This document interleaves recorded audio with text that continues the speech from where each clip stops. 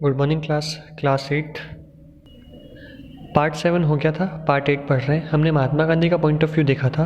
तो जैसे ही महात्मा गांधी ने ये सब सोचना स्टार्ट किया तो क्या हुआ, नेशनलिस्ट सेंटीमेंट्स मतलब ऐसी सोच स्प्रेड होने लगी लोगों में। लोग सोचने लगे, other thinkers also begin thinking of a system of national education which would be radically different from that up set by British. उन्होंने ऐसा सोचा, दूसरे थिंकर्स ने, दूसरे एजुकेशनिस्ट ने, कि हाँ महात्मा गांधी का जो कहना है वो सही है। अब क्या होगा, बहुत ज़्यादा मैकेनाइजेशन अगर होगा ना, कि हम मतलब मशीन्स से डील करेंगे, लोगों से डील नहीं कराएंगे, तो बेरोजगारी बढ़ेगी। तो ऐसा करके बहुत सारे लोगों ने सोचना स्टार्ट किया। महात्मा गांधी की बातें बहुत लोगों को सही लगी। अब रविंद्रनाथ टैगोर का पॉइंट ऑफ व्यू देखते हैं। लिखा है Tagore's abode of peace. Abode मतलब होता है घर या निवास, ठीक है। पीस मतलब ऐसा जगह जहाँ पे शांति का निवास हो, ठीक है। वो जगह जहाँ पर एक ऐसा भवन जहाँ पे शांति हो। Tagore's adobe of peace. Many of you may have heard of Shanti Niketan. Do you know why it was established and by whom? एक शांति निकेतन आपने नाम सुना होगा, ठीक है। शांति निकेतन, एक निकेतन मतलब होता है निवास जगह, शांति मतलब पीस। तो लिखा है यहाँ पे Tagore's abode of peace. Rabindranath Tagore started the institution इन 1901। शांति निकेतन किसने स्टार्ट किया था? रविंद्रनाथ टैगोर ने। कब? 1901 में। ये डेट इंपॉर्टेंट है। As a child Tagore hated going to school. Rabindranath Tagore school जाना पसंद नहीं करते थे। क्यों? इसका मैं आपको एक बार रीड करके फिर मैं आपको एक्सप्लेन कर दूंगा। He found it suffocating and oppressive. The school appeared like a prison, for he could never do what he felt like doing. So while other children listening to the teacher, Tagore's mind would wander away. अब वो कहते थे जो school में मुझे बहुत suffocation feel होता है। सफोकेशन मतलब एक घुटन सी महसूस होती है, लगता है कि किसी ने जेल में डाल दिया है। और ऑपरेसिव मतलब होता है कि कोई हम पर डोमिनेट कर रहा है, जैसा दूसरा बोल रहा है हम कर रहे हैं। मतलब टीचर आ रहा है, बोल रहा है साइंस निकालो, साइंस निकाल रहा है, बोल रहा है केमिस्ट्री पढ़ाओ तो केमिस्ट्री पढ़ रहे हैं, सोशल मतलब हम जो अपनी इच्छा से करना चाह रहे हैं वो नहीं। सामने आ रहा है एक पर्सन बोल रहा है, सफोकेटिंग सा, चार दीवार के बीच में बैठा दिया गया, और वो बोल रहे हैं, हम सुन रहे हैं, जो वो बोल रहा है हमको वही पढ़ना पड़ रहा है, ठीक है। तो ऑपरेसिव, सफोकेटिंग, एक जेल जैसा लग रहा है। ऐसा रविंद्रनाथ टैगोर, इन्हें ऐसा बिल्कुल पसंद नहीं था। दूसरे बच्चे टीचर की बात सुनते थे पर इनका दिमाग इधर उधर भटकता रहता था।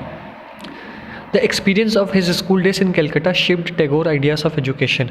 अब रविंद्रनाथ टैगोर को ऐसा महसूस होता था, तो वो नहीं चाहते थे कि ऐसे स्कूल्स हो कि जहाँ पे चार दीवारी हो, टीचर जो बोले वैसा सब्जेक्ट हो, ठीक है। तो ऐसा रविंद्रनाथ टैगोर नहीं चाहते थे क्योंकि उनको ये पसंद नहीं था।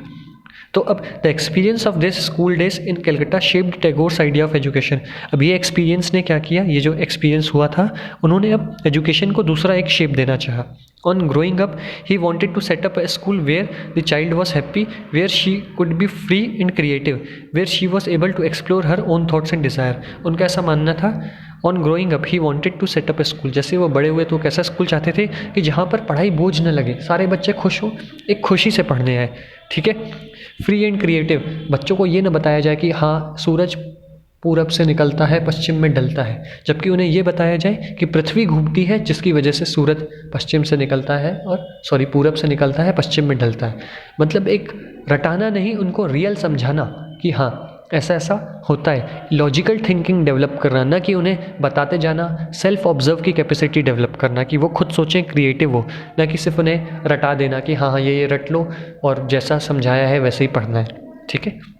Tagore felt that childhood ought to be a time of self learning. उन्होंने ऐसा सोचा, जब बचपन होता है ना तो वो सेल्फ लर्निंग का टाइम होता है। सेल्फ लर्निंग मतलब खुद से लर्न करें, बच्चे ऑब्जर्व करें। जैसे खुद से ऑब्जर्व क्या करेंगे, अगर क्या होता है कि मान लो उनके ऊपर एसिड गिर गया, ठीक है, तो एसिड गिर गया तो उन्हें समझ में आएगा कि हाँ एसिड से क्या होता है, जलता है, ठीक है। स्किन वियर एंड टीयर हो जाएगी, जिसकी वजह से उन्हें समझ में आएगा हाँ ये होता है एसिड, इसकी वजह से ऐसे होता है। मैं ये नहीं कह रहा हूँ कि एसिड अपने ऊपर गिरा के देखें, पर एक प्रैक्टिकल कि हाँ एसिड एक पेपर पे गिरा के दिखाया जाए, जिससे ये समझ में आए कि हाँ देखो एसिड से ये नुकसान होता है, ठीक है। तो वो लोग प्रैक्टिकल एक्सपोजर सीखेंगे। हमने बता दिया उनको कि सन गर्म होता है, बजाय वो उसे महसूस करेंगे हाँ सन गर्म होता है। या क्या होता है, छोटे बच्चे ना जानवरों को परेशान करते हैं, तो जानवरों को परेशान करते हैं, और जानवर जब उन्हें दौड़ाता है या काटता है तो उन्हें सेल्फ लर्निंग तब समझ में आता है, नहीं इसके अगर मैं छेड़ूंगा तो ये मुझे काटेगा, ठीक है। वो खुद से लर्न करते हैं ये सब। ये क्यूरोसिटी होती है कि बच्चे क्या करते हैं, एक रिमोट होता है मोबाइल, तो उसे खोलेंगे, तोड़ फोड़ के देखेंगे उसके अंदर क्या है। यही होती है सेल्फ लर्निंग, खुद सीखना। Outside the rigid and restricting discipline of the school system setup by the British, मतलब वो चाहते थे कि सेल्फ लर्निंग हो आउटसाइड द रिजिड जो एक फिक्स दीवारें थी ना कि हाँ इसी क्लास के अंदर बैठ के तुम्हें पढ़ना है, उससे बाहर निकलना चाहते थे वो। रिस्ट्रिक्टिंग डिसिप्लिन, जो डिसिप्लिन जितना रिस्ट्रिक्टिंग था, मतलब इतना स्ट्रिक्ट नेचर था कि 7 बजे स्कूल आना है, ठीक है, और फिर आपकी 2 बजे छुट्टी होगी, आधा घंटा लंच होगा, कोई बच्चा बात करेगा तो उसे पीटा जाएगा या कोई टीचर से मिसबिहेव करेगा, चलो मिसबिहेव तो नहीं करना चाहिए, तो डिसिप्लिन जो इतना बहुत ब्रॉड मैनर में था उसको थोड़ा रिस्ट्रिक्ट कर दे, इतना डिसिप्लिन बच्चों पर नहीं थोपना चाहिए। Teachers had to imaginative understand the child and help the child develop her curiosity. Teachers को इमेजिनेटिव होना चाहिए, मतलब टीचर्स को बच्चों को सोचने की पूरी छूट देनी चाहिए कि हाँ तुम ऐसा सोचो, गलत बोलो पर बोलो, ऐसा ऐसा हो सकता है। क्या होता है कि एक छूट नहीं रहती, नहीं तुम नहीं बोल सकते या गलत बोल रहे हो, ठीक है वो गलत बोल रहा है उसे बोलने दो, एटलीस्ट उसमें एक खुद का सेंस तो डेवलप होगा कि हाँ मैं गलत बोल रहा हूँ तो फिर सही क्या है, फिर वो खुद सही भी सोचे तब उसे गलत और सही में फ़र्क समझ में आएगा। होता क्या है, टीचर्स पढ़ाते जाते हैं बच्चों से कम पूछते हैं तो बच्चों की थिंकिंग एबिलिटी बढ़ती नहीं है, तो टीचर्स इमेजिनेटिव होने चाहिए, ठीक है। चाइल्ड की खुद की क्यूरोसिटी मतलब होता है एक जिज्ञासा कि खुद हम करके देखें क्या होता है इससे। According to Tagore, the existing schools killed the natural desire of the child to be creative, her sense of wonder. अब अभी जो स्कूल्स चल रहे हैं उन्होंने वाकई में जो बच्चे हैं उनके सोचने की क्षमता ही ख़त्म कर दी है कि बच्चे खुद सोच ही नहीं पा रहे हैं, सिर्फ टीचर जो पढ़ा रहे हैं उसे रट रहे हैं। Tagore was of view that creative learning could be encouraged only with in a natural environment. उनका ऐसा मानना था जो क्रिएटिव लर्निंग, बच्चे क्रिएटिव कैसे होंगे अगर वो नेचुरल इन्वायरमेंट में पढ़ेंगे, बाहर की हवाओं में, मतलब बाहर के इन्वायरमेंट में जहाँ पेड़ पौधे होंगे। तो उन्होंने क्या किया, कलकत्ता से 100 किलोमीटर दूर एक रूरल जगह पे एक स्कूल खोल दिया, ठीक है। उसका नाम क्या था, शांति निकेतन।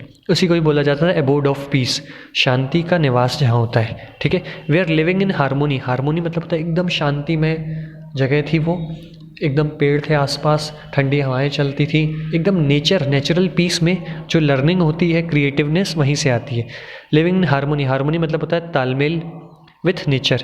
क्या होता है तालमेल, मतलब हम पेड़ पौधों को देखेंगे, इनसे तालमेल करके हम सीखेंगे।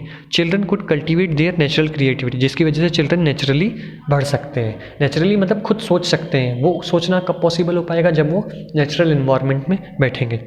अब क्या हुआ, टैगोर और महात्मा गांधी दोनों के दोनों यही चाहते थे कि इंडियन एजुकेशन आए, पर इन दोनों के बीच का जो पॉइंट ऑफ व्यू था उसमें डिफरेंस था। मतलब महात्मा गांधी कुछ अलग सोचते थे और टैगोर अलग सोचते थे, पर दोनों इंडियन एजुकेशन को प्रमोट करते थे। अब हुआ क्या, जो गांधी जी थे, Gandhi ji was highly critical of western civilisation and its worship of machine and technology. Gandhi ji बहुत ज़्यादा क्रिटिसाइज़ करते थे, मतलब बुरा मानते थे वेस्टर्न एजुकेशन को। वो कहते थे साइंस एंड टेक्नोलॉजी, ये जो मशीनों की पूजा होती है ये नहीं होनी चाहिए। कारण ये है, वो इसलिए ऐसा बोलते थे क्योंकि अगर आप इतना सब कुछ मैकेनाइजेशन कर दोगे तो लोग बेरोजगार हो जाएंगे, ठीक है।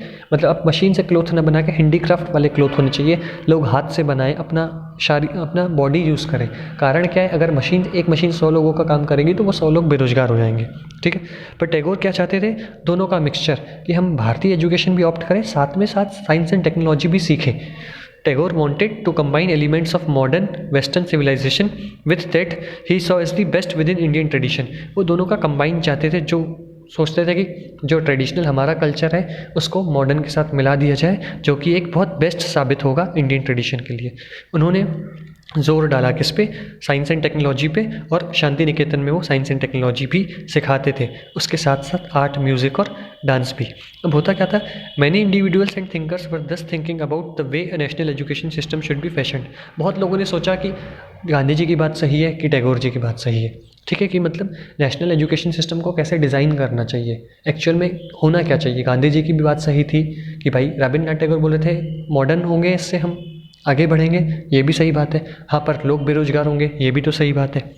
Some wanted change within the system, कुछ लोग चाहते हैं जो ब्रिटिश एजुकेशन है उसी में ही चेंज आए, मतलब पूरा का पूरा ना चेंज करें, सिर्फ उसमें कुछ चेंजेस कर दें।